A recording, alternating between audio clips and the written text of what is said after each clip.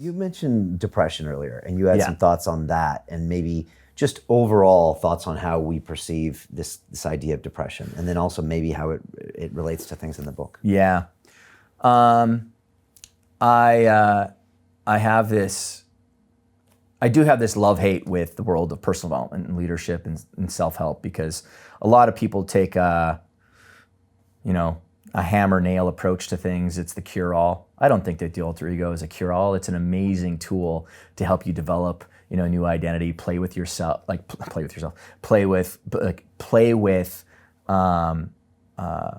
having a more playful attitude when you're approaching things. And it also just is proven it happens to be a tool set that people use at extremely high levels. Yeah. However, a lot of people are actually out there struggling with a different thing, and having better goals for yourself, setting different goals, having more high performance things in your life. That's actually not what's causing the issue, is that you lack that skill set. What's causing the issue, because people talk about avoidant behavior, and then they prescribe, you just got to do it, or you're self-sabotaging. And so they prescribe something else that's almost like a Band-Aid on top of it. Or any one of a host of a number, or they say, well, you've got imposter syndrome because you're too scared to get out there. No, the reality is you've got a biological and a chemical issue that's going on. I am not a therapist. I am not a licensed psychoanalyst or a psychiatrist or a psychologist. I stay in my lane. I'm here to help people improve. But through the process of me working with top achieving people, you're going to find, because in that world, there are a lot of people who are struggling with other stuff.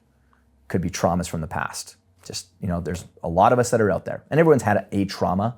Car accident is a trauma, just how it gets processed in the brain. Other people, the trauma comes from sexual abuse or violence or things that have happened to them, which is, that has a lot more psychological impact with people. And so I just want to encourage people that if you're avoiding something, if you're procrastinating on something, if you're like self-sabotaging because you're not pursuing the things that you want to do, despite the fact you've got the drive or the ambition for it, you might be dealing with some state of depression.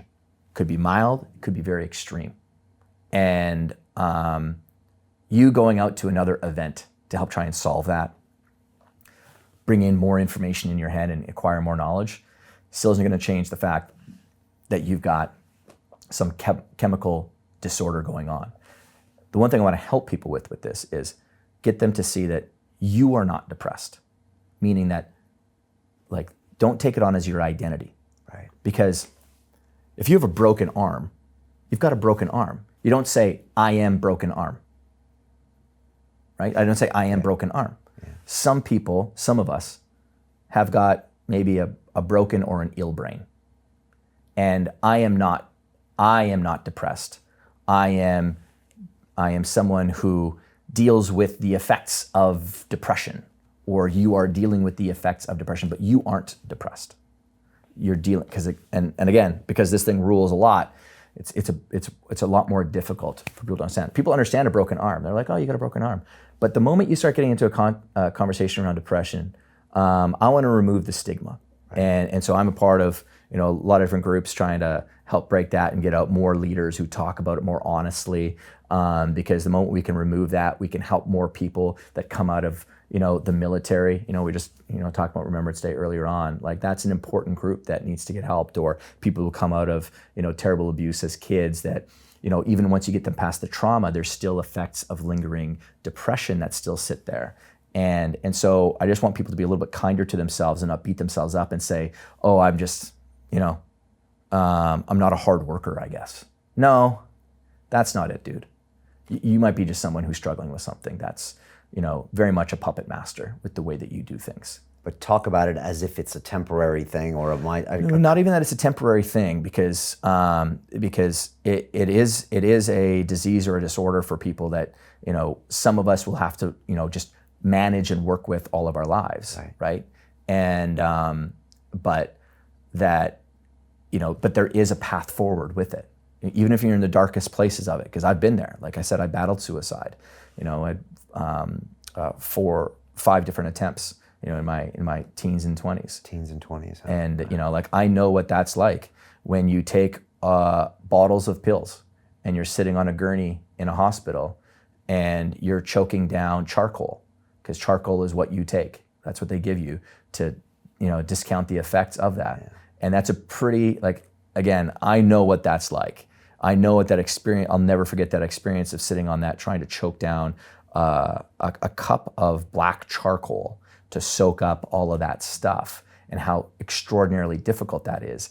And while you're doing that, the story that you're telling yourself about how did I get to this place, right? And isolating myself was probably one of those things that I had done that was wrong. And I don't say this because, I don't care if people would judge me because of that.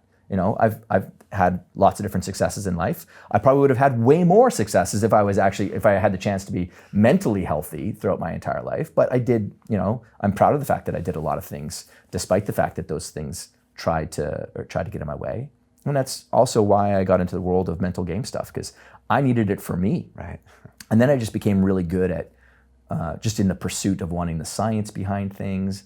And then I'm very happy. And again, I had a great mentor early on, Harvey Dorfman, that told me very early on that when we do the work that we do, he's known as the Yoda of baseball. The greatest mental game coach I think that ever lived. He wrote the book. He literally wrote Coaching the Mental Game. He's just an amazing man. And he's like, you're gonna find people who are hurting. Don't try to you need to know your limits. And then your job is to now build up a Rolodex of amazing other superhero Avenger types that you carry with you that you can now pass people on to. That doesn't mean that you lose relationship, because the person still can't just jump off to the sidelines of life and not go back on the field and compete, because they don't have that luxury. Most of us don't. We still have to work. So then how do we do that? How do we continue to work while also trying to get, whether it's a medicative route, whether it's a therapeutic route, whether it's a plant-based medicine route, which we haven't chatted about yet, which there's so many promising things in that world.